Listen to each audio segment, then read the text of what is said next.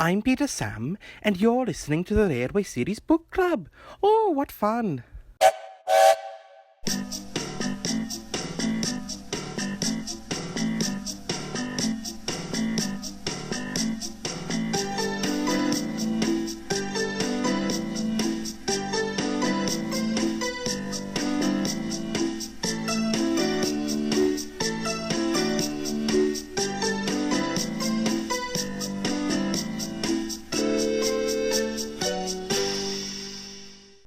Now, I'm not much of one to go to the movies these days, because personally, I find looking outside my window and seeing how many plane crashes happen within proximity of me is a much more productive use of my time.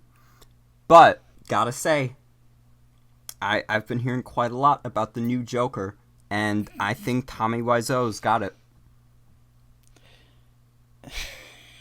Well, you've been hearing a lot about it. Is that any good? Or have you just been hearing a lot about it? Well, I have been hearing a lot about it. Damn, that's crazy. You know what movie you should hear about, though, is Transformers 1. Transformers 1... It's a movie where there are Transformers. At least one of them. At least one. There's at least one Transformer, and they use the word GoBot as a slur. It's great. Fascinating. Ben 10 sludge puppy moment. Oh no! I'm never getting over that. Why did they decide to do that? Oh no. I don't know. Like, Derek J. Wyatt rocks on up to Ben 10 and says, I'm gonna imply that Grandpa Max is frequently throwing slurs out there. Oh god. Welcome to the Railway Series Book Club, where we talk about fictional slurs. Yippee! Yeah. Like steamy. Yeah. I'm Jamie, the Queen of Sodor, pronouns she, her. Lemmy, my good friend, Lemmy, sent me the bear that I bought from him a few days ago, and I am very happy with it. He is a perfect creature. Hell yeah. I'm Good shit, Vivian, good shit. she, her. It is haunted Halloween time, and as everybody knows, I am a fucked up and evil spooky ghost, so you better give me all your money, and also, like, a tasty treat. And I'm Andrew, as usual, they, them, and as I sat upon a midnight dreary, I was listening to 600-year-old butt music from hell. Also, I got my my Ike Eveland Nendroid last night, and that's quite nice. It's a very nice sculpt. It's a bit limited on articulation, which is a shame. Damn. Hi, I'm Luke. Oh my god. What the fuck? Whoa! Where did you come from? Where do you come from? Wales. Damn. I see. It's real? Well, I mean, this is... this is great. We're going to talk about the little old engine in a second. Introduce yourself. Hello, I'm Luke, also explosive cookie. My pronouns, well, you like to know. And no, he, him. I'm boring. And yeah, no, it's fun to come on, and yeah, we're talking about something that has absolutely no relevance to my life whatsoever. Oh, none. Yeah. Oh, yeah, absolutely To not. be perfectly honest, you are the least appropriate guest we could possibly have. Yeah. Yeah. Why did you get me? What's happening? What are you doing? Get out. Get out. I mean, I'm gonna go as far as message we're Victor aware, you Panzik, snuck see onto if he's our free. recording room. It's a little bit of it's a little. I do a little bit of nepotism, just a little bit. I can be allowed to do some nepotism as a treat. I can bring So my true, friends on. bestie. Yeah, so true. No, it's genuinely it's a pleasure to be on. And for those who don't It's know, yeah, it is awesome to have you here. Yeah, for those who don't know, I work on the Talyllyn Railway, which is quite pertinent to today's topic. Yes. Yeah, and I'm a big Railway series guy, just physically. Yeah. Your body is comprised of 98% Railway Series knowledge. The fibres of the book spines hold me together. Frankenstein's monster, but he's just made of Railway series volumes. Is that my Halloween costume this year? Oh no. That sounds amazing. It's like the heart is just a copy of People, History, and Railways. Oh, which I finally have! That's I finally got a copy, I can do it! I said before, I am gonna die mad that as a kid I had a copy of the surprise packet, and it's gone now.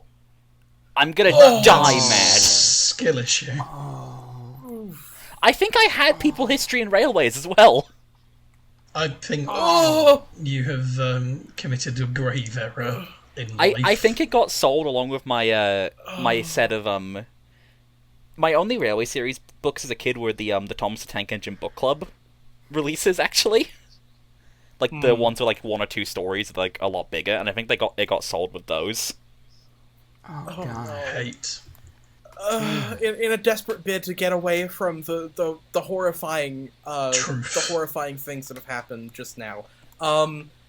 If you want to talk about any horrifying Halloween costumes or legendary fumbles in your collecting journey, join the Discord. Yeah. And talk about that, I guess. I'm gonna be James but cunty this year. So James. With a handbag. See, that's a good costume. Yeah, I dug my old childhood James costume out of the closet. I'm just gonna wear it over like a really cunty outfit. Cunty Roger. I went as Thomas for Halloween once. It was literally just a cardboard box that we stuck a bent-out clothes hanger in, and then stuck a white sheet on the clothes hanger, so it was the ghost train. Inspiring. That's wonderful. And as a kid, I was like, I held my tongue because I didn't want to annoy anybody, but I was a little bit mad because like Thomas isn't the ghost train, Percy was the ghost train. Well, we're not talking about Ghost Train today, unfortunately. No. Or fortunately, depending on how you feel about Ghost Train. It's a good story.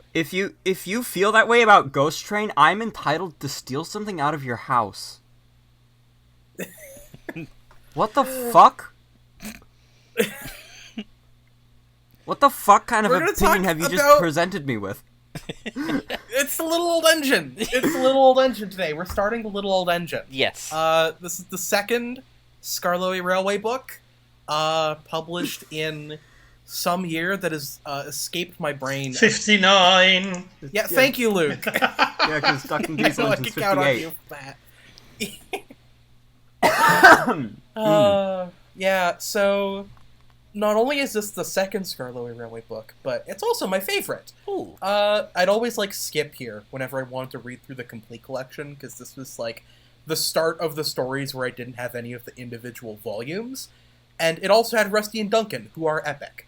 And in general, like I said in For Little Engines, I didn't have any of the Audrey Skarloey Railway stories as a kid. I mostly just had season 5 and 6 for that kind of content.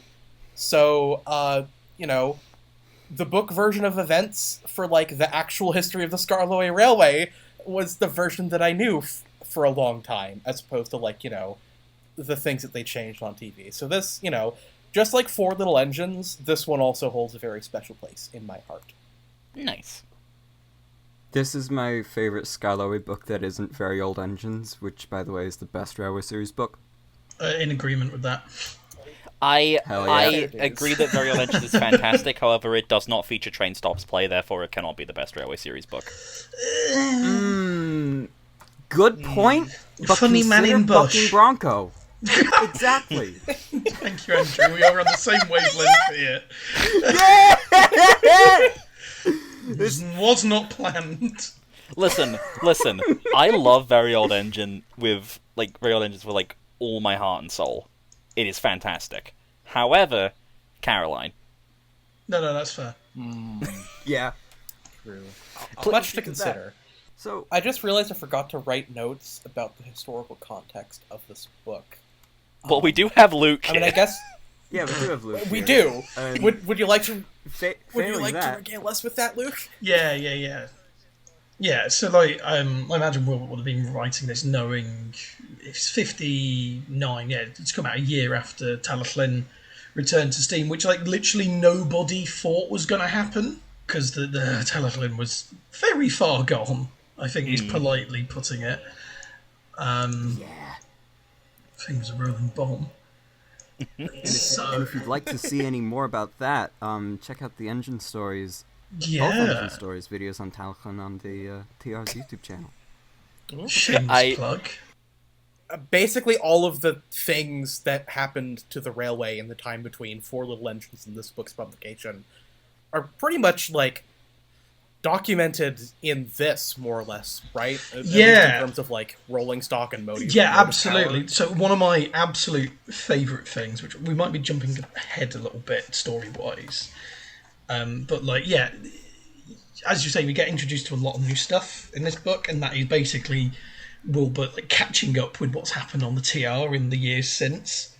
But one of my favourite things, Home at Last, which it clicked a couple years ago, and it's made me love it so much ever like since. That Gertrude and Millicent, which is the coaches 9 and 10 on the Talyllyn, which, when this book was written, looked drastically different to how they do now, is what I said. They were known as the cardboard coaches because they were, like, built in, like, a week. Or, like, they were built really fast, basically. They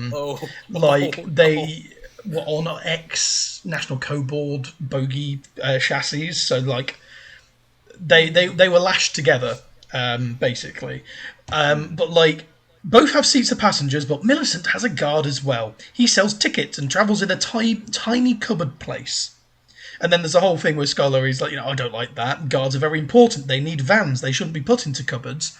That is Wilbert Awdry complaining about Van 10's guards compartment because he doesn't like it. He thinks it's too small. That is his thinly veiled complaint. Published worldwide. That's wonderful! Oh my god! I'm just imagining him handing the book open to that page to, like, the Pendray Works people and just fix it. It took another 9 years for it to be rebuilt. Every time he makes a new book, he writes a new Skarloey Railway book, he just keeps shitting on Millicent. But yeah, no, it's basically, it's because Van 10's guards compartment was tiny. And that's very obviously just him going, I prefer Van 5. But yeah, no, I know that's jumping ahead a bit, but historical context is so... this book is it. This is like, the catch-up. Yeah. You've got Talyllyn's come back, so Skarloey's back. New coaches, there's the open coaches, there's Cora, which actually... I'll save that for the story. I'll save that when we get to it. I don't want to fire on all cylinders now. I'm too excited. Don't want to blow it off. Don't want to jump the gun. But yeah, so it's really quite fun. Dear friends, you remember in Four Little Engines that Sir Handel Brown, the owner, sent Skarloey away to be mended. These stories tell what happened when the little old engine came home. Skarloey is not real. You can only see him in these books. Sorry, it breaks my heart to say that. It's okay, we'll put a vine boom in there. Yeah, okay. You can only see him in these books. But there is a real engine just like Skarloey. He is very, very old and has been mended. His name is Talyllyn, and he lives at Tywyn in Wales. You would all enjoy going to see him at work. The author. The author gratefully acknowledges the help given by fellow members of the Talyllyn Railway Preservation Society in the preparation of this book. Never heard of them. I just love Skarloey is not real. Here is a cross-sell for the railway I based it on. Oh, it's my favourite thing. It's so funny because it's like so different to the way that Wilbert usually approaches talking about the characters. I think it's very much... Yeah, it is that slight little bit of change in what he's trying to do. And it is interesting, but, not unwelcome. Yeah. It's also fucked up that Skarloey's not real, because if Skarloey's not real, that's weird, because I saw Sir Handel a couple of months ago. Yeah. Guy was a jackass, I What- threw bricks at him. If Skarloey isn't real, Luke, who ate your laptop? Fuck. That felt like a Jonathan Frakes question, to be honest. The jig is up! They can't know it was me. They can't know it was. They can't know it was me. They can't know it was me. I am not the laptop eater. And if Skarloey isn't real, who ate Luke's laptop? Luke sees plastic and wiring and says, yummy. Luke Ryan with suspiciously laptop-shaped throat. We had a laptop. Yeah, we had a laptop. Probably Oh, God. Oh. off to a swinging start. But no, it's interesting as well, because I don't think Audrey's ever really this blunt with it again as in No. future books. Because even in foreword, it's an interesting. The forewords are always interesting because they do toe the line of being in universe and then not, like multiple times. And it's never consistent. I don't remember who it was. It was probably Hayden. Said at one point that, like, Audrey's, like, writing, his, like, metatextual writing about Sodor tends to have, like, 5 different levels of kayfabe. Yeah, that was Hayden. You know, this... Yeah. It's a very Hayden thing to say, so that's probably always like, yeah, that's probably Hayden. There's a certain vibe to everything Hayden says. Yeah. It's interesting with Audrey, like with Will, because there's like, I think there's like at least 3 versions of Sodor in his head. Like that it sounds weird, but like there's the books, like the actual storybooks where they have faces. Yeah. There's then like what he writes about in the Island of Sodor, which is kind of in between. And then there's kind of like what he talks about in the lectures, and this kind of eventually like, okay, so probably more like 2, but yeah, so like there's the one in the books, and then there is definitively the real Sodor, and like with the Island of, you can read it 2 ways. That he's talking about the books, and yes, they've all got faces, but if you read the Island of Sodor book, he never talks about the faces, like at all. But in like the lectures, it's just real. Like, Sodor is just a real place. They've got no faces. They are locomotives.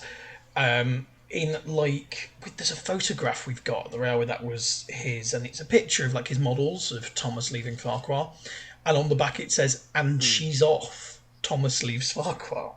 And there's the thing in one of the lectures where he refers to Skarloey with kind of your traditional railwayman fashion of using she/her pronouns. And he's talking about the quote-unquote real engine, not the character Skarloey, who has he/him pronouns. And it's this just weird thing. Well, clearly this is just that Skarloey is gender fluid, is what we're learning. Yeah. Yeah, and apparently Thomas too. So when Thomas is real, she's a woman, and when he's fake, he's a man. Okay, I'm learning a lot. This is important because this proves that only women Men are real. are fake. Sorry, Luke. Well. No, I think we've just learned that locomotives are gender fluid creatures because they change names all the time, and it doesn't matter what previous name they had. The name could be traditionally male or female, or they could be called idiot. I love be the called idiot. I'm so glad that you fucking told me about that. There was a real engine called Idiot. There was also a real that. one. And Brick. There was also, it's Brick. I love Brick.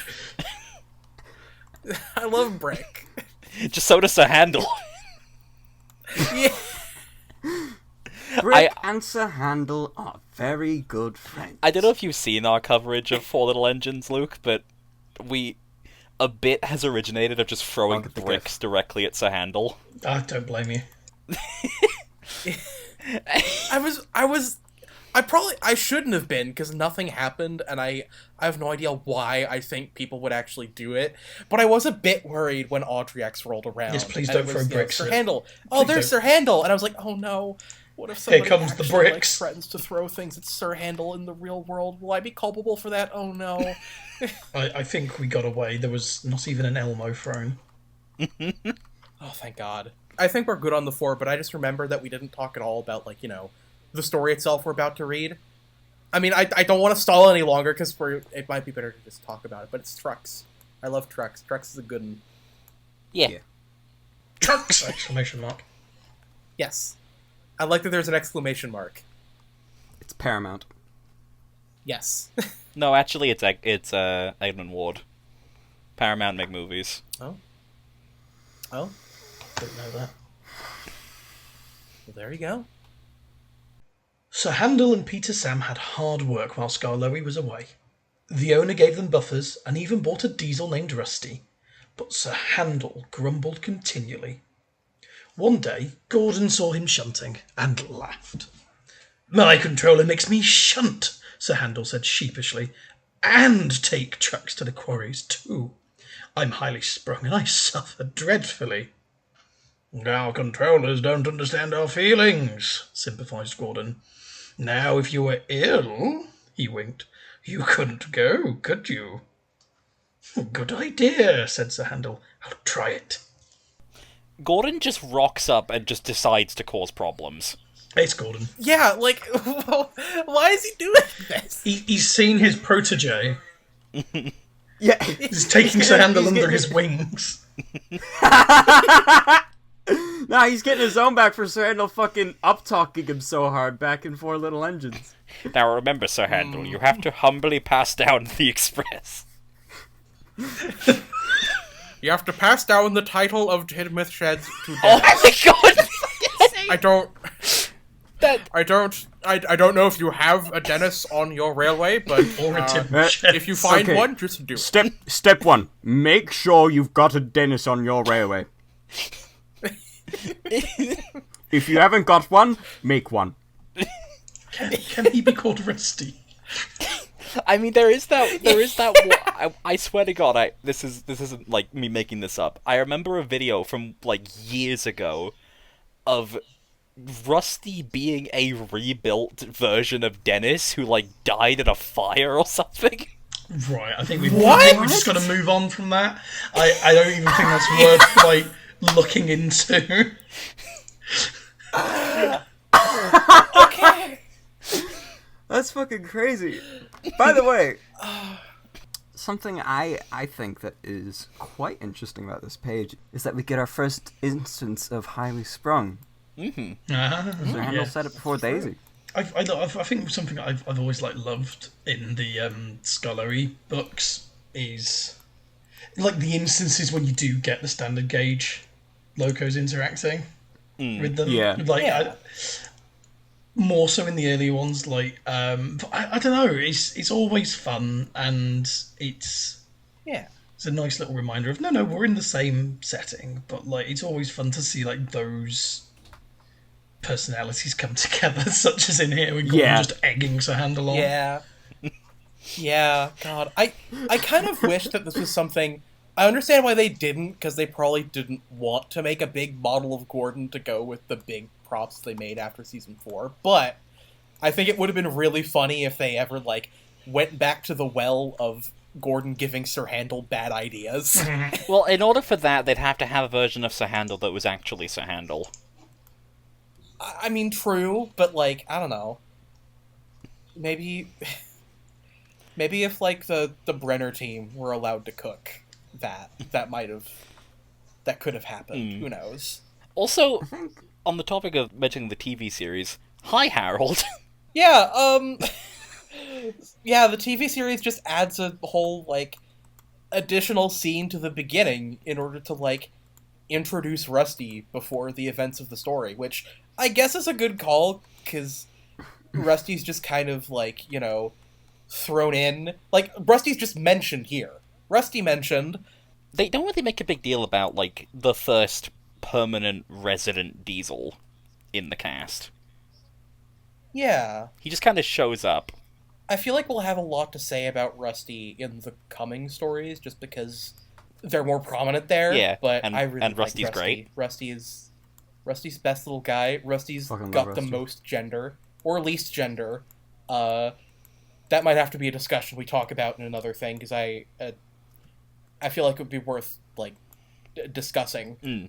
I kind of like that Rusty and Harold are paired off with each other, because I really like Rusty coming away from that interaction thinking, like, what the fuck's this guy's deal? So, well, based on that and Percy, I think what we're learning is that people that have 4 wheels just all hate Harold.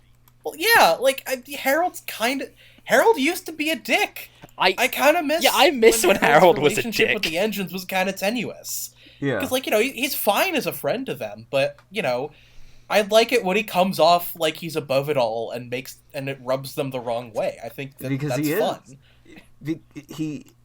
It's better when he comes off as above it all because of him physically being above it all. This is the thing. Yeah. I love Harold. Like, Harold is one of my favorites. But also, I wish that we got more of Percy fantasizing about him dying in a fiery explosion. Because, like, I love the Brenner era. I'm always gonna love it. And, honest to God, I think that their, significantly kinder and softer and more polite version of Percy still wanting Harold dead is one of the funniest things they did. Yeah. Yeah. Like, They fucking cooked with that one. like, their version of Percy is a lot nicer of a guy. Like, he's nervous, but he's a pretty friendly guy overall. You put him with Harold, and he's contemplating murder.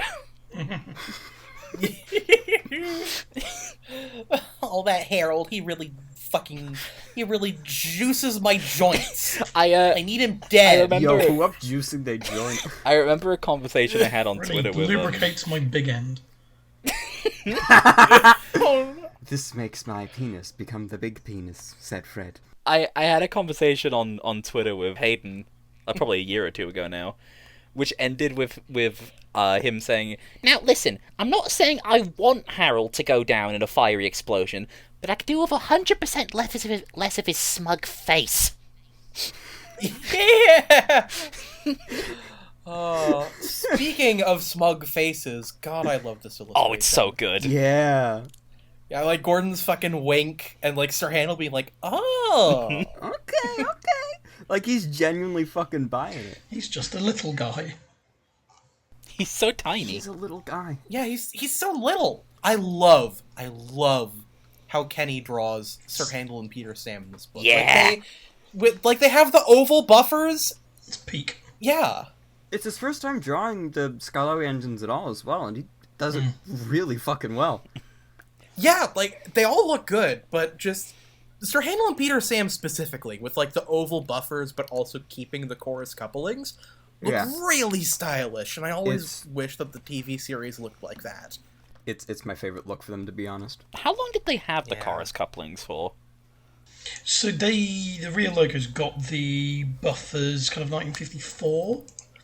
And that's kind of when they also got the normal couplings. But I think like the remnants of the chorus couplings stayed on there for a bit on Sir Hayden's. So like kind of like 1954. So they had them for at least like 3 years on the tit out, just running with the chorus couplings. Yeah, because like you can see it in Railway with the Heart of Gold, I believe. Yeah. How, I've never been entirely clear. How do the chorus couplings work? I have a handy diagram literally right next to me.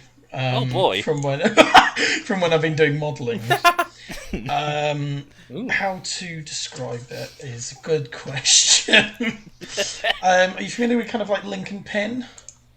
Yeah, a little Coupling bit. system. So effectively, like on the carriages, there's a bar which has got a hole in it, and I think the easiest thing for me to do is actually just get a picture of like link and pin couplings. So kind of like there's the big bar on the front. Yes. That kind of like goes up and round. That pivots down. Right. And effectively goes into a slot. And then the slot overlaps the bar, and you put a pin in to keep it in place. And that is literally it. I see. And the carriages, the saloons did have little buffers. It was just the locos that didn't have the buffers. As somebody who has visited the Chorus Railway for the first time this year, lovely little line. Good God, the seats in those coaches. Well, that's exactly how they were. They built them as the was. It's why we've got cushions in the TR one. I respect them going for authenticity. I would respect it a little bit more if they went for, I'd like my arse to not be in absolute agony. They do have cushions available, I think. So, like, if you look at that picture there, effectively you've got a regular coupling in the middle there. If you imagine the coupling as, like, the bar on the front of the engine, that's how it works. It goes into a slot and there's a pin that keeps it in there. Okay. And then the chain the chain that's on the front was for the wagons, not the coaches. I always thought that style of coupling looked really cool. On the topic of the chorus, go visit the chorus. It's a lovely line. It really is. Yeah. Chorus Railway's lovely. I'd love to check it out sometime. I'm sorry in advance that I got the last of the 10-year-old take and play they had in the gift shop. Yeah. It was so funny. It was literally like all engines go push along, and then just take along Porter and Timothy. It's like, why are you here? It really goes to show just how many of the like Glupshido Brenner era newbies were just absolute peg sitters. Yeah. Like, Porter's been sitting on my TV unit for the last few months just because I don't know what to do with him, but it's also just like... Is it the good Porter or the bad Porter? It's the good Porter. It's like the take-along magnets. Okay, good. Yeah. Which was a surreal experience to buy in 2024. Yeah, God. Yeah. One other thing about like the illustration though is that as much as I love how they look, I am a little bit sad that the Skarloey Railway livery as a whole has lost a bit of its swag, because it's lost a bit of that pink, and the wheels are now black instead of red. So I do like the red wheels. Yeah.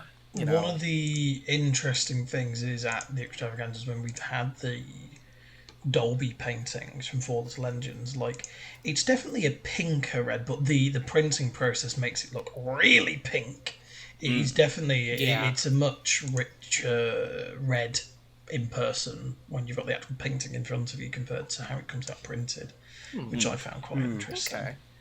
I don't know. I'm like 50-50 on the red wheels, I'll be honest. I think I like it when it's kind of slightly weathered down more on the red wheels. Yeah. But I quite like the black wheels. I think the black wheels are fine. It makes the red rods stand out more, and I really like red rods. Well, that's true. Otherwise, there's too much red. Yeah. If you've got red rods and red wheels, I think it's too much. I'd go with like the red wheels and like burnished, polished rods, no paint on them. Yeah. I've always personally, because I primarily grew up with it, been a little bit more keen on the TV series liveries. But in terms of like Sir Handel, at least in the red, I think because of seeing Chorus number 10 as Sir Handel, I like the red wheels a little bit more. Oh, what do you mean? It was Sir Handel. Chorus 10 was at the chorus that weekend. You know what? You're so right. I'm gonna go explode. Yeah, do that. Okay, fun. No. It's what I deserve. But like, I think, the pinkish red, I understand is, more or less just a quirk of the printing process, even though I do like it. It's definitely pinker than the Kenny red though. Yeah, I think part of the reason I prefer it is that it kind of annoys me as the books go on that the Skarloey Railway and James just evolve into having the exact same color scheme, and I kind of prefer it when they're not the exact same color scheme. Yeah. So like having the slightly different red and the red wheels helps in that regard. Yeah, I am not keen on headcanons that are like, oh, James took his livery from the Skarloey Railway engines. Like, James wouldn't do that. Yeah, you'd want to be unique, right? That's like his whole thing. I'm convinced that, like, people who say shit like that are actually just, like, pulling that out of their ass. I mean, like, that's all of us are ever doing. Yeah. But, like, I mean, yeah, but, like, especially that. Like, where the fuck how do you, like, go... like with your whole chest go, yes, James did this because he really likes the Skarloey engines, and it's like, Well, he was at Croven's Gate Works, which is where the little engines also are, so he must have seen them across the yard and was like, I want that. Which is totally not a stretch at all. which feeds into another fan misconception. About where the works is. Yes. And I hate it. Yeah. It's like it's the other end of Croven's Gate town to the Skarloey, to the wharf. Yeah. And that's partly to blame on Spong, but also in the same illustration, Spong literally forget the Skarloey exists. So I don't think it's anything to go by. I really don't think it's anything to go by. It's actually quite interesting that Ertl made a toy of the Croven's Gate Slate Company building. Did they? Yeah, they did. Didn't they? It was in a playset from I think actually after Series 4 came out. I did not know that. What playset was it? I think they just called it Quarry playset. Hold on. I mean, Let's see. Did they make a CG Slate building for Season 4? No. I think it's like a lot of the toy manufacturers, but definitely more at the time, definitely did like look at the books, because I mean, you look at the prototype Skarloey with the blue lining. Yeah, I love the prototype George. Yes, yeah. I don't feel well, he groaned the next morning.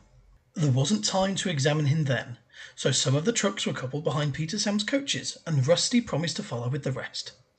He, sniggered Sir Handel, but no one noticed. They were all too busy.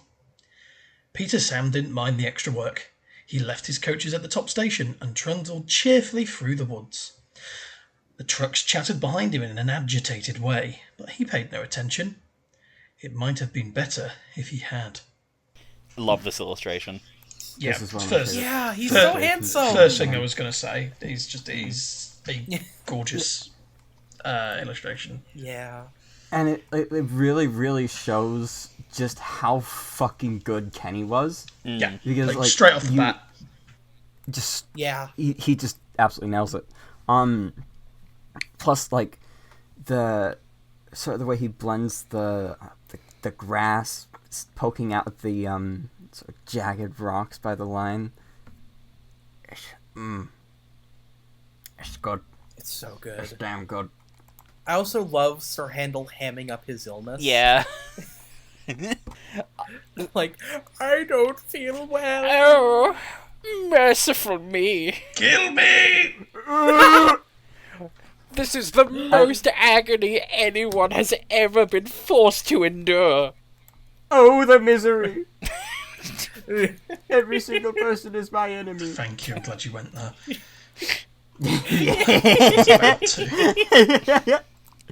It's where I go to by default. Yeah. Because every single person is their enemy. Yeah, every single laughter in the halls. I just like the idea that after, Peter, Sam, and Rusty fuck off, Sir Handel's just there going, yeah, I sure hope nobody finds out about my clever plan, and then nobody's listening. Actually, no one gives a shit. Like, just no one gives a fuck. Yeah! No. Just let him cope and seethe. Oh, boy. Also, I remember, Luke, you'll probably know what I'm on about. It might have been Nathan who remade part of this page when number 4 was still in red. Yes, yeah, it was Nathan, yeah. Yeah. That was quite nice. I'm sure we can throw up a link to that video. I'm just remembering during Audrey X when you could just barely see number 4 with his little happy face through some of the windows in the shed.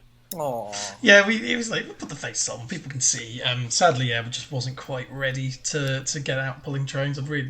It was a close call because it was only like about a week and a half after that I think it was out. It was really funny to go and be really immersed in it for a little while and then look slightly to the left and just see number 12. Dead, faceless, deceased. that is not a knock on the event. Like, I know there was nothing you guys could really do about that. Ran out of faces. And it didn't impact the enjoyment, you know.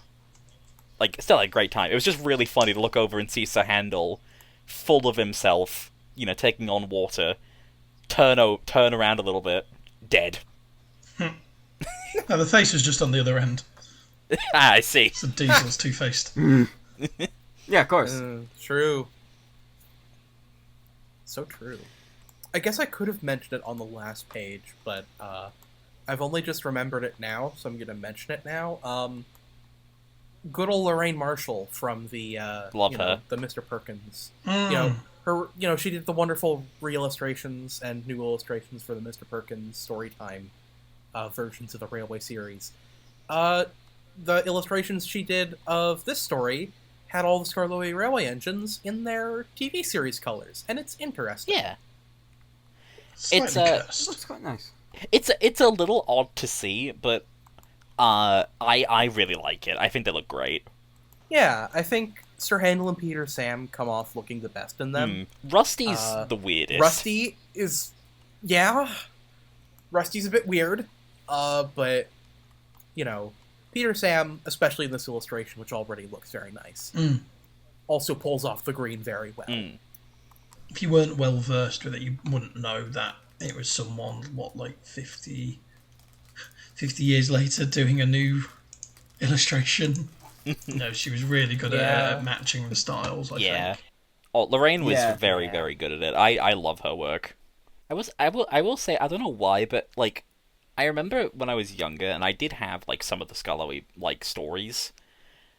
I remember being like weirdly intrigued by the fact that one of the trucks is slightly different from the others. It's like, I wonder what that guy's like. Yeah, so you've got two. You've got like two. This is going to show them. I think there's two 2-bar slates, and then the obviously I embodied one. The size of it makes me think it's a Chorus Queen Mary, but it probably isn't. That'd be a bit bigger. It's definitely a chorus I embodied wagon though, and I hate how I can know that from a really low detail illustration. But it is it is Cora on the back of the train, not Beatrice. Yeah, let's go, Cora. I love Cora. Also, Rusty doing middle engine in the TV series. Oh yes, I do enjoy that. Yeah. It's weird how in the US version, that entire scene just doesn't have music. Yeah, there's some weirdness going on there. I don't get it. Yeah. Which, by the way, also, in the US, we did get releases of the episode where it is still called Trucks. Wait, did it have a different? Did it have a different name in the US? Yes. Yes. Would you like to know what it is? Rusty help. Go on. Well, Jamie's just said it. Rusty helps Peter Sam. I only said the front half. That's a amazingly uninspiring name. Yes. Doesn't even really... I mean, Trucks also kind of feels like a placeholder, so I can understand them wanting to call it something else, especially since they were still on their freight car kick, in their freight car era, rather, at the time. But, like... Rusty helps Peter Sam is like maybe a 12th of the runtime. That's not the story. That's the fucking closing action. Yeah. Yeah. It's not even a story about Rusty. Yeah. I mean, they add Rusty bits to it, but it's still not about them. I mean, like, so like, if you want to change This it ain't something about like have the character name, maybe just call it Pizza Sam and the Incline. It's not good, but it's better. Maybe better, but it's not good. Maybe like Attack of the Trucks. Attack of the 50-foot trucks. Yeah. Attack of the 2'3" trucks. The Slate Wagons counterattack.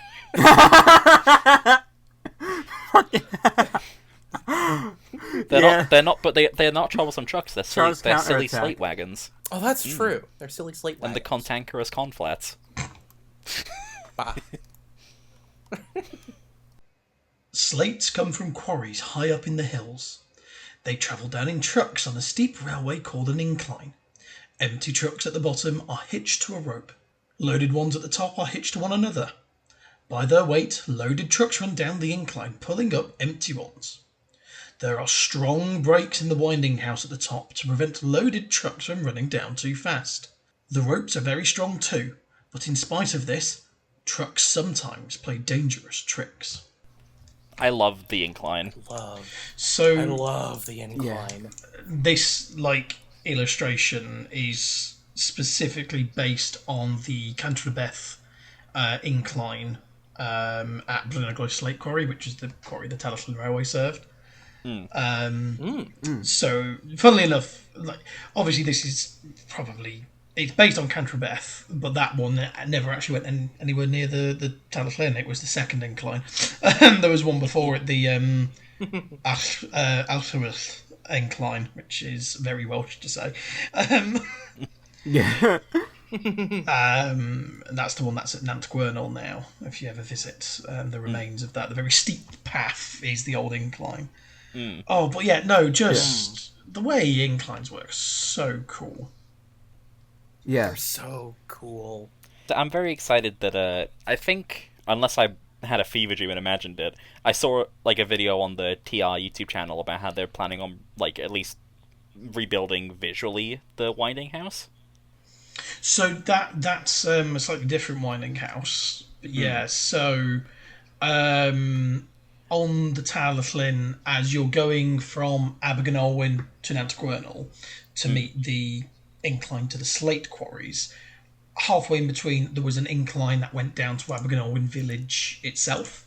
And we think it's definitely within the UK, but I think, and potentially within Europe, but we think the only kind of roped worked incline that went to a village.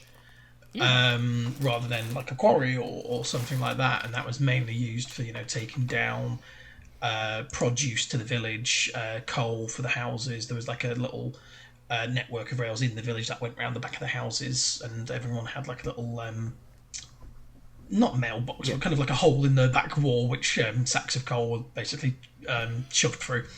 I love that.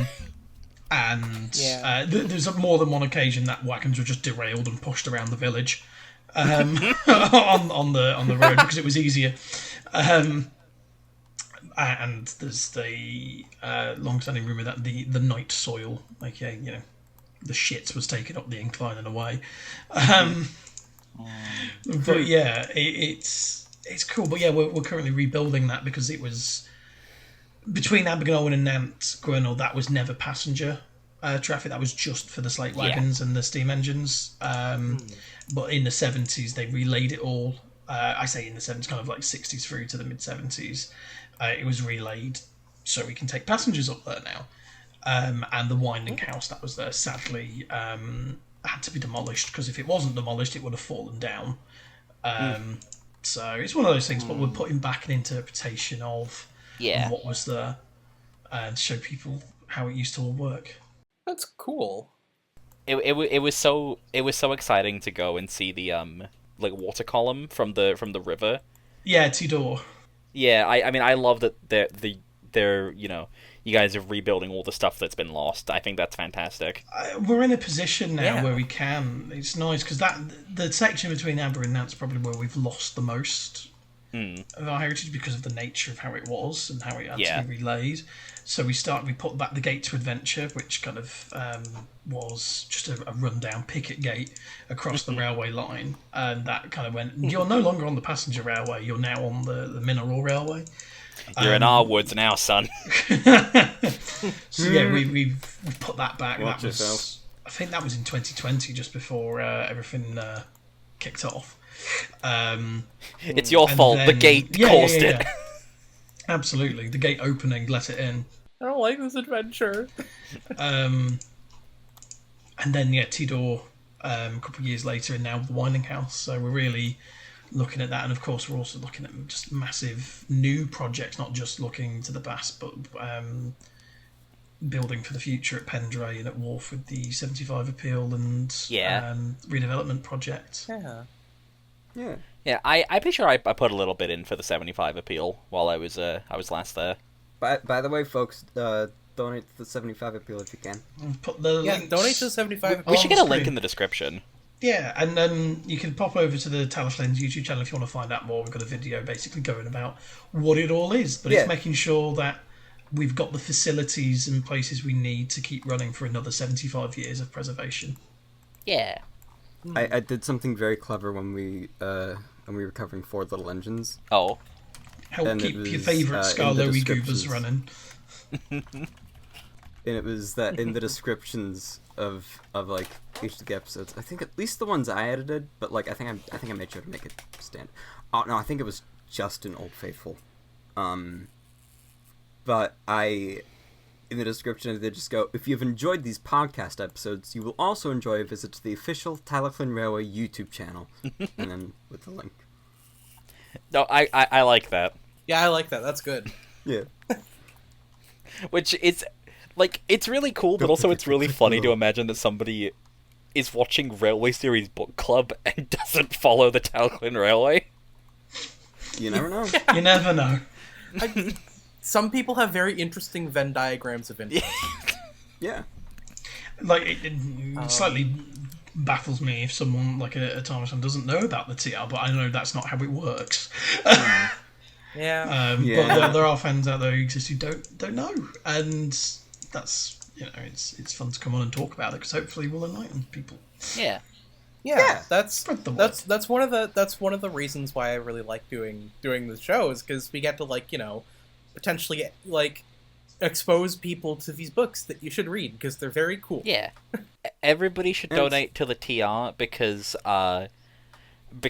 Luke is a close personal friend of Duncan, and Duncan will be very sad if you don't. Duncan will run you over. Yeah, Duncan will be Yeah. very sad. He will. Yeah. Won't think You know, twice he about it. got cancelled by Bachman Trains earlier. Yeah, he so, said like, some you fucked know, up he shit said on some- He Twitter. really needs to pick me up. After what happened, after what he said about, I don't want to say any specific thing, but after what Save he it said for on rock and roll. after what he said on Twitter, Bachman just couldn't endorse him anymore. Yeah, Yeah. it's a real shame. So the analog here, like, just getting back to the story real quick, is that Peter Sam leaves the trucks at Skarloey Station as like the analog to Abergynolwyn, takes the trucks up, like, through the woods, up the line to To the incline, yeah, which is kind of the to the incline Abergynolwyn to Nant. Nantgwernal section. Yeah. Yeah, Okay. and, like, Just making sure. sort of in the same vein that, like, the incline had been closed for a while by this time in the real world. Well, the quarry had been Right. closed since 1946. Yeah. Whereas the Skarloey Railway's incline is still operating, but apparently not for long, according to the iOS, because, like, isn't like this one of the last slate trains? Well, what Wilbert recontextualizes this as, I think, when he kind of fleshes out a bit more of that lore and goes, oh, the quarry probably shouldn't be open, shit, is at this point, I'm fairly certain that the Skarloey have sold or are going to sell the land and the quarry to the Ministry of Defence for the ammunitions base. And this is one of the clearing trips where they're basically clearing out all the last remnants of the good slates and anything that they want from the quarry before they hand the land over. So, like, the quarry's still semi-active, but it wouldn't be any, like, new slate or anything. This is all just sort of basically what's left. The Skarloey has, like, a second quarry, doesn't it? So that's a fun thing that, he adds in later as well. Is like they find a really rich vein of slate around Renius, and decide, we'll mine there, and it actually turns out to be really good because it was, like, very good for certain content, which made it useful in, like, microchips and stuff. Ooh. And I can't remember if that's actually in iOS or not, but it's definitely in a lot of the lectures. And I imagine he only didn't include it in there because of space in the book, effectively, having to cut it down. Because if you see from the lectures, there's so much that basically had to be cut from the Island of Sodor, probably due to the publishers going, well, but it can't be this long. And him wanting to kind of prioritise information about what we actually see in the books, if that makes sense. Over Yeah, that makes sense. He had to cut the confirmation about Ben re-existing. Yeah. Dreadful shame. I ended up Googling It's for the best. Renee's Quarry, and one of the first things that came up was just this. Which, like, Yeah. yeah. True. Yeah. So, Correct. fun thing though, like I think the idea for the Renee's Quarry is actually back in kind of like early days of the TR. They did actually try Dogor out for slate quarrying. And if you ever go for like the walk around the waterfalls, you can see the old slate adits where they tried to test it. It wasn't very good slate, sadly, so it never took off. But at one point, I think there was a siding at Dorgoch Station for the slate traffic. So there was. I think that's why he decided we'll have one at Dorgoch because. We'll have one at Renius because they did actually historically try to mine slate at Dorgoch, which is the analogue for Renius as a location. But obviously they had a bit more luck at Renius. They should... I'm just looking at this wooden railway Renee's. They should paint Doggoff with white wheels now, as a reference to this. God. That would... White wall Clearly, you know, if... Douglas has had white walls. Oh. Really? Yeah. Not fully, but like, just like the rims, the wheels were white for for a few years. Oh, okay. Yeah, white walls. Right, okay. like Lightning White McQueen. Walls, that makes sense. Like in Lightning McQueen, yeah. Ka-chow! Fully white wheels would be so brave. Well, because there's a whole thing in Cars about, like, you know, white wall tires. And McQueen's like, I can't be seen wearing these. They'll think I'm going bald. What? Wow. How does a car go bald? Something like that. I don't know. Wow. Wow. You're most enlightening. Also, there's something that I'd like to bring up. Oh. Really about half about this picture, half about actual like slate quarrying operations, and I think Luke might have a vague idea of where I'm going with this. And it's just about how really the television series and the toys have lied to you about how the slate is packed in the chunks. Yeah. If the way the slate was conveyed, like they had it in the TV series and on the toys, were like it's all laid back on each other, it would be shattered by the time it got to Wolf. It'd be useless. They were very tightly packed, kind of across the length of the wagon. I'm trying to think the best way to describe it, rather than from like the rows going from the front of the wagon to the back of the wagon, it went from the side of the wagon to the other side of the wagon in like 4 rows, not 2 long rows. So like how we see it in this illustration here. Yes, exactly. Like the illustration's correct. The illustration's correct, but the show isn't. Yeah, pretty much. Okay. Yeah, that makes sense. Because I remember, like, when I was modelling Railway series, well, this is a good few years ago now, and I had the slates as it was in the TV show, because that's just what I'd grown up with. And then when I actually was doing more looking at it, I went, oh, I've been lied to. I'm a fool. Yeah. You are not immune to Propaganda. To Alcroft propaganda. Mr. Davy Mitts decided to fuck with you specifically. Yeah. that old trickster Davy Mitts. Oh, that God, scamp. Mr. Mittens.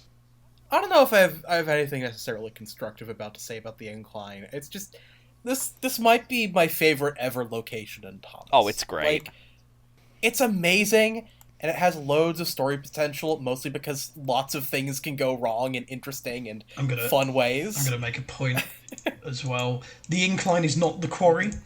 The incline is the incline, and the quarry's above the incline, and the steam engines don't go to the quarry. No. Yes. I always see people go, they went to the quarry. It's like, no. They're at the foot of the incline. They're about the many, many foot below the quarry. I feel like if they I don't give a shit. I don't give a shit, really. Allcroft propaganda. if they were at the You quarry, are not immune. I feel like if they were at the quarry, the incline itself would be kind of redundant. Well, pretty much, yeah. Yeah. Yeah, the way they got slates around the quarry were in, like, similar wagons like to the actual slate wagons, but they also had like what were called slab wagons, which were not like they never made it down to the railway. They were only in the quarry, and they were pushed around by the men, or horse-drawn around the quarry, Damn, basically. that's what happened to Buttercup. Fucking F. It's just like, there are probably hundreds of, like, OCs that are, like, They work in the quarry. secret engine that's at the top of the incline that's, like, really lonely. I mean, that's basically Luke from Blue Mountain Mystery, as opposed to the Luke that is here with us. I'll drop a hashtag lore drop, which it's just a fun tidbit. I think in like one of the lectures, or it's in like a bit of writing about the Renius Quarry, basically says there's like little electric locos that are at the Renius Quarry. Oh. So like battery electric ones. It's probably similar to like the Quarry Railway's number 9. That's like the tiny yellow one, right? Yeah. So like it'd be I love like that one. little guys similar to that. I imagine it would be something similar.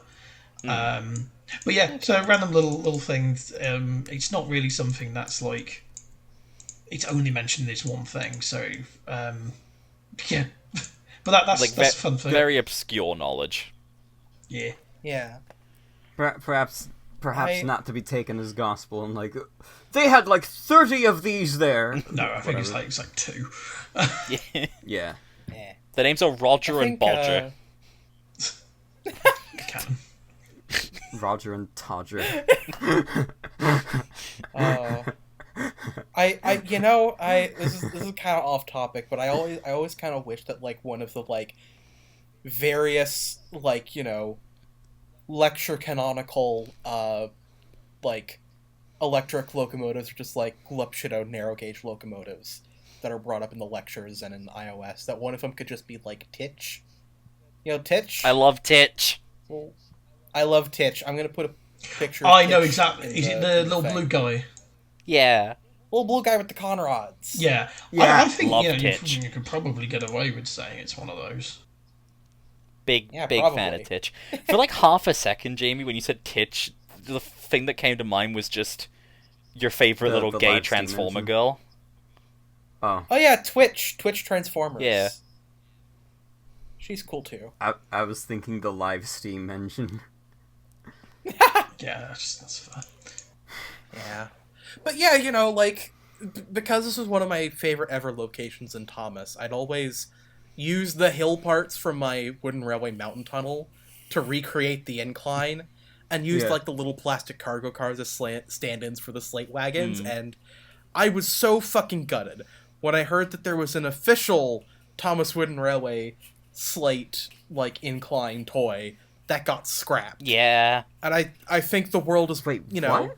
Oh yeah, it was yeah, it was really, really cool because they had a mechanism built into the track piece at the bottom where you could lift up the hook that hooked into the next piece of track so that the wagons would stop and they wouldn't roll away. What the fuck? Let me see if I can get a That's fucking picture. crazy. Wouldn't Forbidden knowledge. Oh yeah, this. Yeah. That's cool. Yeah, you see the little thing lifts up so you can stop the wagon from rolling away. Yeah. Yeah. But like, yeah, I when I learned about this, I was so gutted that it had been canceled because I thought this was like this was a thing I wanted a toy of, and we don't get it.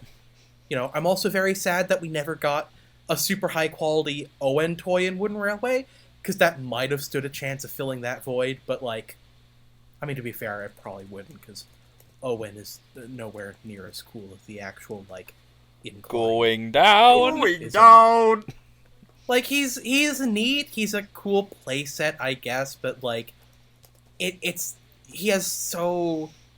less potential in it compared to what we see in the books and the TV show, which is Cool as shit. rails go up and there is Rails first, ballast after. a lot of opportunity for trucks to That's Yoshi's catchphrase. Rails first, ballast after. Peter Sam never bumped trucks unless they misbehaved. Sir Handel bumped them even if they were good. So they didn't like him and played tricks whenever they could. Peter Sam pushed the empty trucks to a siding where his fireman hitched them to the rope. Then, on another siding, he pulled back some loaded trucks. With these in front of him, he stood, waiting. More loaded trucks stood at the top of the incline, ready to come down. They couldn't see Peter Sam. They thought he was Sir Handel and wanted to pay him out. This is interesting to me, that thing at the end. I feel like there's a very popular thing to say about this episode, which is that, oh, the trucks are clearly colorblind in the TV version because they're different colors. Why would they think he's Sir Handel? Well, no, but in the book, they couldn't see him. They can't see him! It's Sir Handel's turn to take the slate to the quarry, so they just assume it's gonna be Sir Handel, and are like, hey, let's premeditate some murder. You would need, like, having stood at the top of the incline at Nan, you'd need some eagle eyes to, like, properly see what was down there. They were long inclines.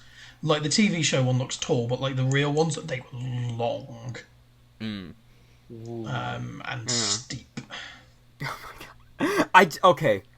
I just remembered something out of nowhere. Oh. Sorry. This is gonna be a fucking crazy ass tangent. So like a couple of years ago for Easter I did a live stream where I played some Bible games because funny. And there was this one that I played called Captain Bible.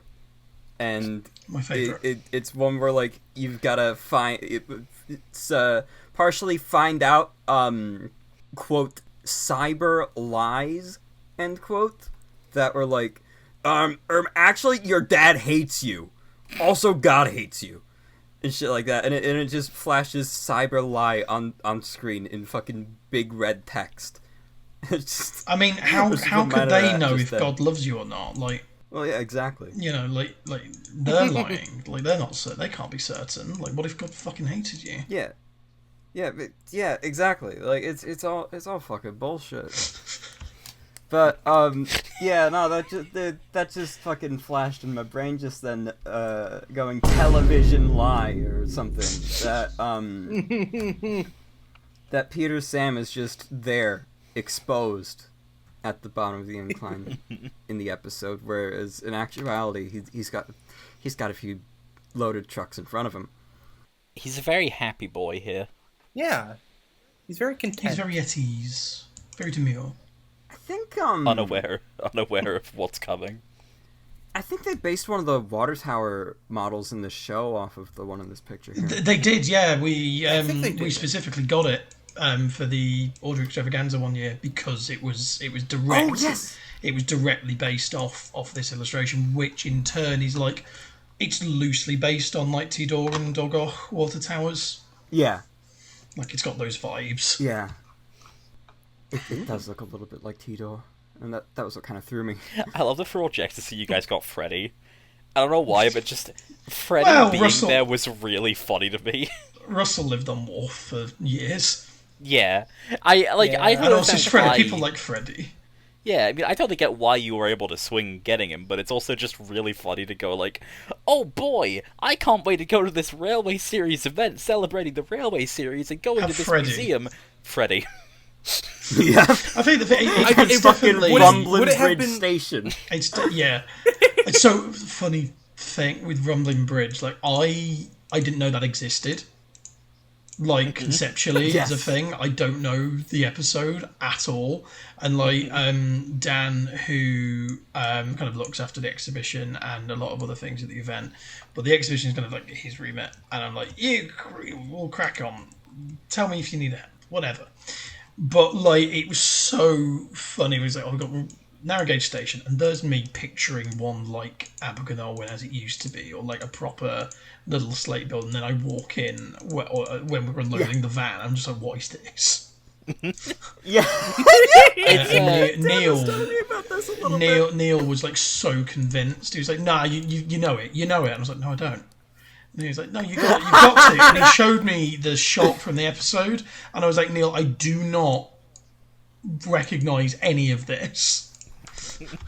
It's the plot of the episode is like Skarloey's late and the Fat Controller's like, fuck you, Skarloey, I'm going in a fucking hot air balloon with my wife. And average Fat Controller moment. So him and Lady Hat get into the hot air balloon from James and the Red Balloon, and it crashes again. And Skarloey like runs But it into crashes them. right by Skarloey. Yeah, and Skarloey is like, Yeah. "Oh, you come you, crawling back, you leaves." fat sack of shit." And the Fat Control is like, "Skarloey, take me to the opening of Rumbling Bridge Station." It was cheap sack of shit. Fuck you, Andrew. Listen, I want to really make fucks sure me up that, that station. that the Always Sunny references are correct. The station is called Rumblin' Bridge. Why is it called that? Why is it called that? Are Like they stupid? I hadn't seen any of the episodes that had that for a long time. Like I missed out on a lot of season 7 episodes because that was when as a child I realized, oh, they changed the music and narrator, now it sounds bad. I'm not gonna watch any of these, but still buy the toys. To be fair, But like There is a bridge like right there. Yeah, there is a bridge right there, and I knew of a Rumblin' Bridge. And that's because they made that wooden railway Yeah, they made the destination wooden that railway. was Rumblin' Right. Bridge. And I Right. thought, oh, that's just a name they came up with for that bridge. But no, that's just the name of a station. What's wrong with them? There's Duncan delivering the penis busters. what?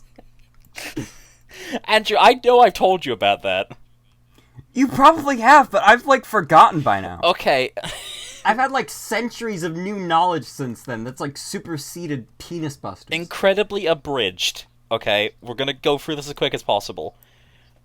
Ross and I were hanging out in Voice like 6 years ago, and we made a joke about like a random Shitty Thomas episode, and the first title I could come up with was Duncan and the Penis Busters. And then it developed into I remember now. Duncan, you must deliver the penis busters to Elephant Park. The penises must be busted by tea time. So now every time I see the elephant from Duncan and the Runaway Elephant, I think about the penis busters. Hooray for Duncan's mistake. Hooray for Duncan's penis buster. Are they like specifically for busting like elephant penis? This is the thing. Or I is it don't. like is it strong enough to bust an elephant penis? That's the question. So the funny thing is, we've Yeah. never known for sure if the penis busters are people or equipment. I like it being kept vague. They get transported in a box that just says penis busters on the side, and no one sees it open. But under the cover of the night, all the elephants' dicks are broken, and no one knows what's happening. It's like it's like Mr. Hughes' toolbox truck. Like, it's just entirely unclear, because, like, it sounds like, they're the penis busters, which implies they're like a team. So maybe there's like a group of people that go around busting penis. Because obviously, like, it was with the thing of, like, it's been going on a railway wagon and stuff. Like, my brain went to, it's equipment. The penis busters can be wielded by people. But the minute you said the people, I went, oh my god, like the Ghostbusters. Yes, exactly. Who are you gonna call? Penis busters. Well, it could They be. hook it It up could be. to your dick! They got something strange. It could be that they just like riding around on the flatbed anyway. So, vote in the comments unsafe below. for Do you penis think the busting, if you penis ask me. busters are people or equipment? Do you think the penis busters should be considered people legally? Who knows? They've committed many crimes. They busted that elephant's penis. Unlawful and penis busting? Yeah, they're one of these days the authorities are going to catch up to them, but not that day is not today. One of these days, the penis busters will be the ones who are busted. However, that is not soon. Luke, I'm sure you're thrilled that you decided to do this. Oh, it's great. They began to move.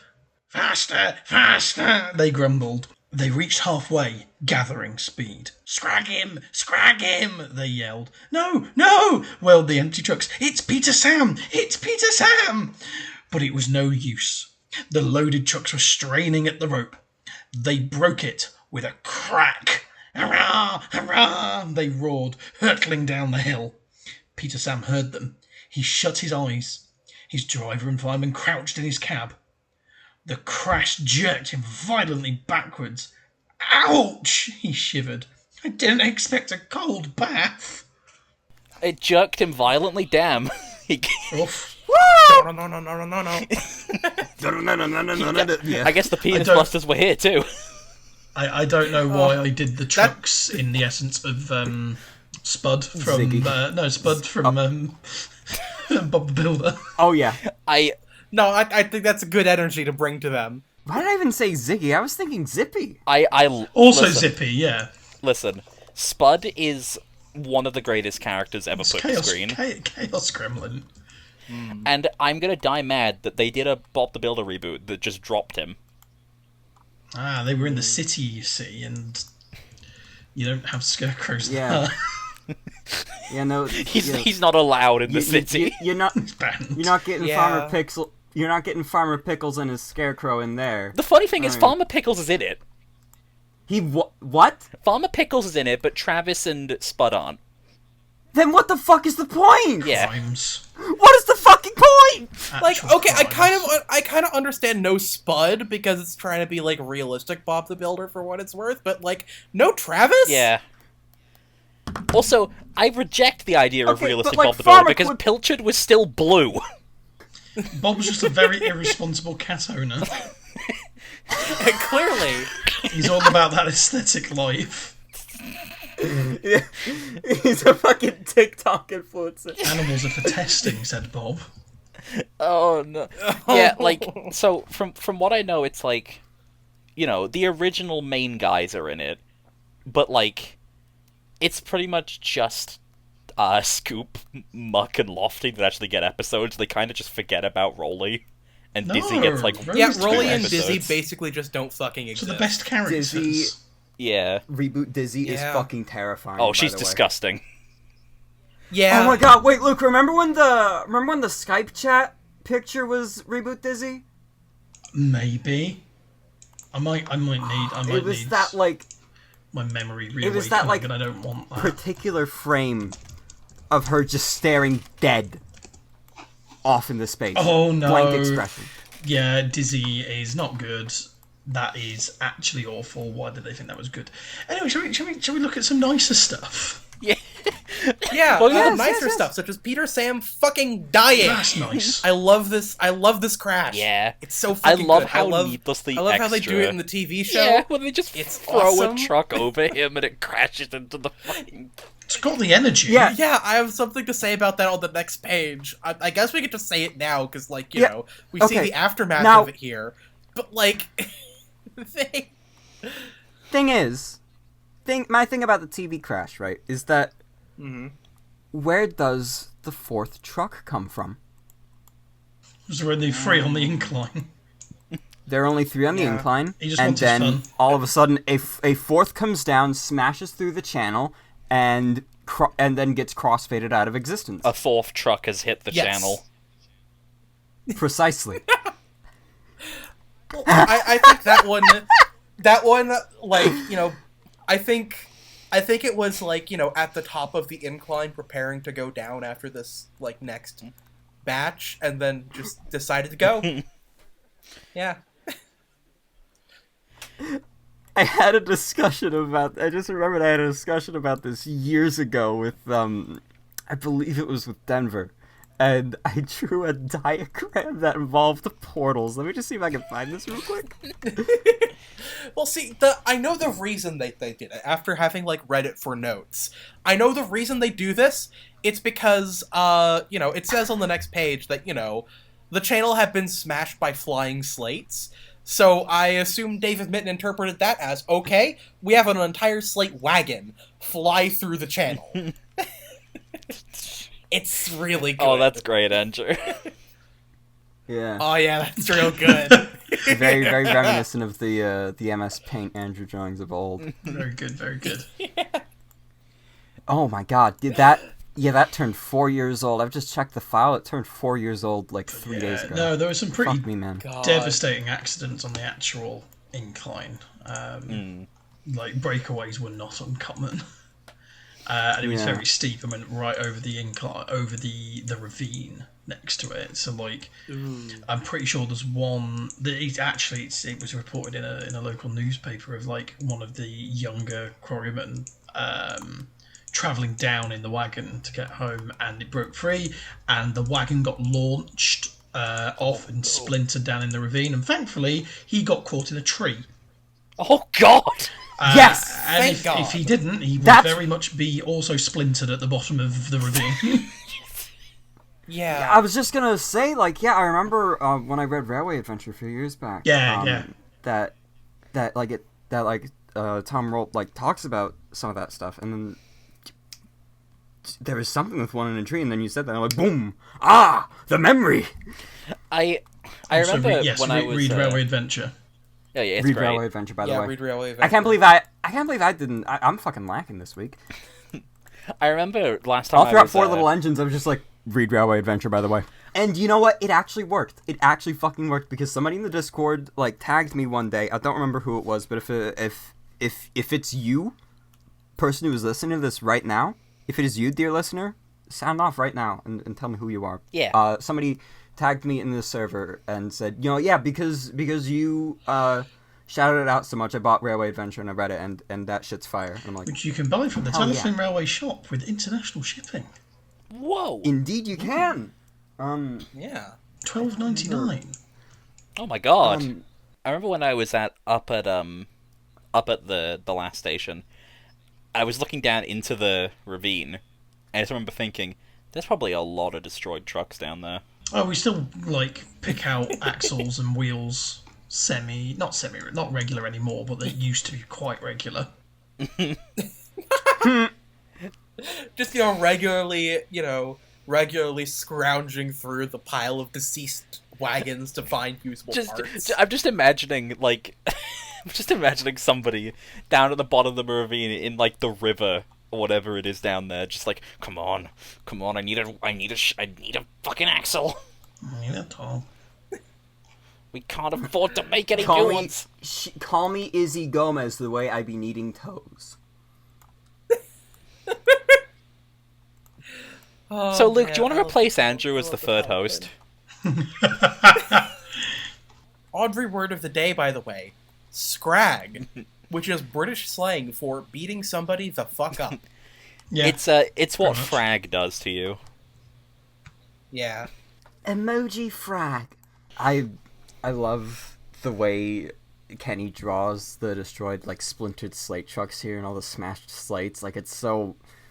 He gets very, like, sort of sketchy and jagged with it. Especially the pile up around Peter Sam. Yeah. That and the just like the really, really, like, stark shadows he uses on the cliffside right next to him, which I was going to comment on before, but It really yapping. captures the look of the area, yeah, like as it is in real life. Then which I can't speak for, but Luke can. But I'll agree and nod. Yeah, it's just great stuff. Like, seriously, Kenny is just. I don't know if I want to say definitively the best Railway Series illustrator, but, like, He's one of the greatest to ever do it. yeah. Do we have anything else to say about this page? I don't think so. Peter Sam do the face tilt. Yeah. He learned it from Grandpuff. Oh, that's true. The forbidden art. The forbidden The art. forbidden bot. I learned it from you, Dad. the water poured from a channel smashed by flying slates. He was soaked from funnel to cap. Peep, peep, he spluttered, and was glad when he heard Rusty's answering, "Toot." "Bust my buffers," exclaimed Rusty. "What a mess!" "Never mind, Peter Sam. We'll get you out." He soon pulled him away from the water and the trucks. Peter Sam felt battered. His funnel was cracked and his boiler dented, but he was glad his driver and fireman were unhurt. He thanked Rusty and limped slowly home. Rusty stayed to help clear the wreckage. First actual Rusty! appearance of Rusty. Yeah, they're such Yay, a cute Rusty, little yay. little creature. Yeah. For a little while, I wasn't super big on rebuilt Midlander / Rebuilt Rusty, but after having gone to Audrey X4 and seeing it in the black, I think it was just I wasn't keen on the color on Rebuilt Midlander. Because, like, it in black looks really nice. Yeah, I've come around on that too in the exact same way. Like, the black does wonders for The it. black is very slimming. Like, genuinely though, it is. I really enjoy. I'm so glad we were able to properly do it as well. Yeah. Yeah. It doesn't wash off anymore. Throw back to when I was at Audrey X and one of, like, the volunteers said they want to paint it up with, like, non-binary lining. Very, very, very keen on that idea. I like Rusty. I like Rusty. Rusty's a little scrunkle. Yeah. The scrinkle dinkle. Well, I'm very keen on man pointing at Peter Sam's funnel. Yeah. Yeah, like, that's cracked. That's a funnel. It's fucking fucked, mate. That's the technical term. Yo, Chekhov's funnel over here. Don't know what you expect me to do about it. I bet we might need to replace that with something new and fancy in a later story, but since that hasn't happened in the real world yet, probably, maybe, I don't know, Luke, fact check me on that. So It's this mostly was, just, it doesn't matter entirely yet. This came out a year after Edward Thomas got the Giesel. Oh, okay. So this might have actually been planned in advance then. I imagine so. But I mean, skipping a whole ass book, like the whole thing of Peter Sam's funnel is like the chimney kind of cracking and coming off is a story from the Quarry Railway days. Oh yeah. Because that happened at the Quarries very early on. Edward Thomas or just. Actually, at the time, it wasn't even number 4. It was just the tattoo. Hit a bridge or a low-hanging branch, I think it was. I can't remember entirely, but it was something like nondescript. And effectively, the chimney was broken in two, and they just fixed it up. They patched it with like a there was effectively like kind of like a ring that went around and then like screwed it and clamped it back together. Yeah. It was just it was like a round clamp effectively that held the chimney together. I think I've seen pictures. And that was it. And then when the Giesel happened, obviously, just Peter Sam getting a new chimney, that's not an interesting story in of itself. Yeah. So I think Audrey basically like looked at the chorus, that thing that happened at the chorus, and obviously with this, was probably thinking, this means I can put the Giesel on him in a more satisfying way. Which I mean, it's one of the best Railway series stories in my opinion. So yeah, I mean, knowing that was the plan all along, potentially, is actually really cool. Like, he was thinking ahead with I think that kind of shows how far he'd come as a writer at this point. Because 5D chess. This is what we call the long game. I'm going to do what's known as a pro gamer move. I like the second Wilbur coming in to parrot with that. Now, Christopher, what will you do for your pro gamer move? Of course, I left Christopher in the car by that point. Oh no. But now that I think about it, this is not the first instance of Audrey, planting seeds for, things to do in the future, narrow gauge books, I guess. I think he definitely had a bit more of a vision with the narrow gauge stuff. Yeah. I find that interesting. I think that's part of why these books in particular, the Skarloey ones, feel like they do, I guess. I think you can see this is where he kind of personally this is his favourite, the Skarloey stuff and narrow gauge. You can see his passion for the railway coming through in it. And it's like the Skarloey Railway stuff in iOS. You know, like he goes into the full route. You know, he doesn't do that for anything else. Just the Skarloey. Skarloey gets the full route description in this book, and that was not cut out. Yeah. But also, what we've got in the study is a page that says draft 17 on it for the Skarloey route. You know, like man went to town on that. It's where his passion That's so laid, cool. I think. Yeah. It's definitely in the narrow gauge stories, I think. Yeah, because he loved the TR. Like, I needn't say that, obviously, to, like, One of my favourite person who's stories. literally been in the study and, like, has huffed his fucking found pipe. Henry, by the way. No, that was fun. And like, one of my favourite stories I was told by someone was like back kind of this is in like the 80s, kind of early 90s time. The TR wasn't doing so hot financially. And they used to have something called the Trough, where they would go knocking around the doors of some of the more well-off members and volunteers, basically going, hello, can we borrow some money to help us through the winter, where we don't have any income?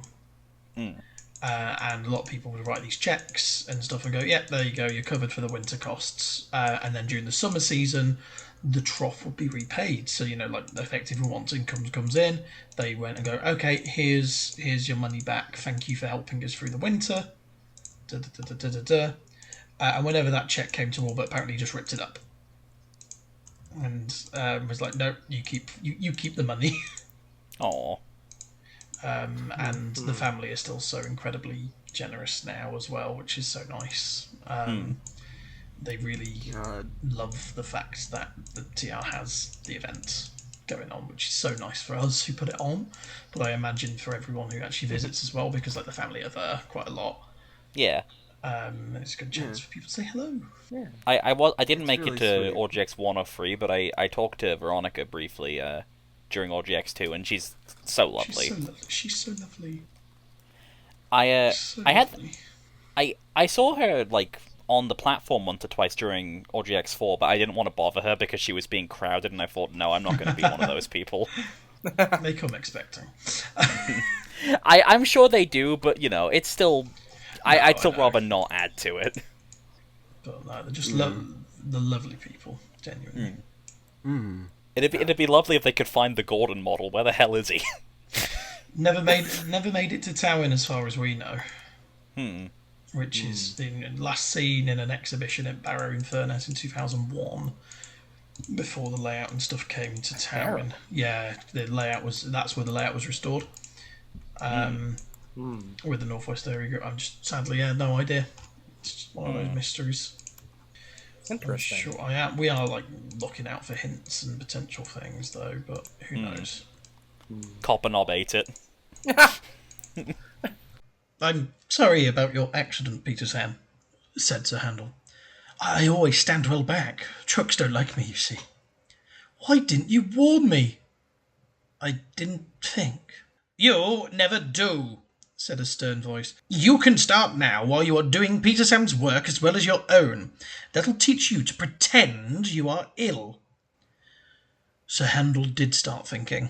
He thought about thing controllers and he thought about Gordon. He wanted to give Gordon a piece of his mind. We're done. My favorite line read in the entire show is just, you never do. Yeah. It's so good. I love that interruption. Like, this is just an amazing ending in general. Like, you know, It's love Peter so Sam getting good. pissed at Sir Handel. Love the Thin Controller interrupting Sir Handel. Love Sir Handel wanting to give Gordon a piece of his mind. It's all good. It's great. It's great. It's great. And honestly, you know what I also kind of associate with the TV scene? It's the George Carlin edit. Just, I'm sorry about your accident. Fuck you. Because it's such like a genuine and, like, slow and cutting fuck you coming from Peter Sam. I remember, I don't remember who it was, but the one of, Thomas Percy in the Post train is just, why don't we just kill these fucking people? Why don't we just kill these fucking I know, people? said I Thomas. know! That's another one I quote so fucking often. Oh. Just the idea of Percy, specifically. Why don't we just kill these fucking people? Yeah, it's what he thinks of Harold. I mean, yeah. It's a deleted scene from Percy and Harold. Yeah. Why don't you go and buzz somewhere else? Preferably Well, into an supposed active to. volcano. Why don't we just kill these fucking people? I'll leave you to it. Oh boy. Speaking of Harold, TV series puts a bookend on the opening with, the episode by having Rusty and Harold make up or something shaped like Rusty that at the end. Rusty and Harold make out. Yeah, true. There's that. Can we get fan art? Can we get fan art of that one kiss meme exploitable, but with Rusty and Harold? I expect fan art on my desk by Monday. Should we wrap up this little charade of ours? I think we should. I don't have anything else to say about the book. Yeah. I think it's time to move on to Fun the rankings. fact. We didn't really talk about the last page much. Yeah, we didn't really do it. We didn't. I mean, We got sidetracked. Did you have anything to say, Luke? It's a good story.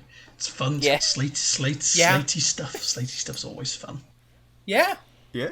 Love my slates. There was a point where I was going to use this illustration of the thin controller for the throwing a brick at Sir Handel at it. I love the face you used So- for him after he gets hit by the brick. But yeah, because Yeah, exactly what I was envisioning is this stupid like, ass fucking face. So let's rank the story now. Okay. So, I think that this is a great reintroduction to Sir Handel and Peter Sam, and also gives us a tantalizing taste of Rusty. But overall, it's just a lot of fun. It has the slate incline, which is awesome. It has just gorgeous illustrations. This is really good. This is a good start. It's like a fucking really banger good start. Yeah. Yeah, I think it's an easy Donald. I probably say Donald too. Really, really good. Has Peter Sam, who's like one of the best little freaks. Love him. Yep. Introduces Rusty, one of my favorites. Sir Handel is bitch. Good time. Yeah. No, great stuff. Beautiful pictures. Great reintroduction to the Skarloey Railway as a whole, and it's nice seeing how they get on without Skarloey there. Because I.e., they barely do. Yeah. Yeah. They need him. I want you. I want you. I'm just waiting for the goat to come back. Oh, gee, Peter Sam, it's nice to be back at Wharf. I want you. First glimpse of Rusty, everything everyone else has said, but worded a bit more clunkily because of me. Yeah. No, I'll give it a Donald. Woohoo! It's good shit. No, Lovely flying slate, simple ways. I think it's really nice, just as a story. I think I got the thing of I'm like, oh, it's got all the slatey stuff, which I like. I'm biased to that, and it's got a really cool crash. As I think Andrew's saying, it's a really nice kind of reintroduction to the Skarloey after being away, and it's nice that it kind of gives you a taste things are changing with your Rusty's here and everything. Yeah, I think sound just following everyone, but then probably solid Donald because All right. Yeah, it's good. Donald's across the board. Yeah. Self-proclaimed free thinkers when the story is universally a Donald. Yeah, that was a fun one. Yeah. I enjoy trucks. I'm gonna enjoy the rest of this whole book. This is one of the all-time greats. I love this book. I get the feeling that really love this book. the rest of the book isn't gonna go quite as long because it's like first story in a book always runs a bit longer than the rest. I've enjoyed it. Yeah. Yeah. So next time, Home at Last. We're gonna learn more about Rusty. We're gonna learn everything there is to know about coaches, and we're also gonna meet Duncan. Whoa! Yeah. Next week, another Steely Dan song. Yeah. What's Dan Is there a stealing? Steely Dan song called Trucks? No, but there is one called Dirty Work. Oh, right. How could I forget? What's Dan stealing? Yeah. Steel. What's Dan stealing apart from everybody's interpretations of Bertram? I'm not answering that question, to be honest. Because that joke is so fucking terrible that I'm just... Oh, yeah, you'd know all about bad jokes, wouldn't you? Yes, I do. I'm a fucking expert on bad jokes. One could say that you, as a person, are a bad joke. You could say that! Oh, boy. All right, Thank you for listening, and let's thank get you out of here for while we coming can. on. We'll see you next time on the next episode. See you next time. Yeah, bye-bye. Thank you all. Bye-bye!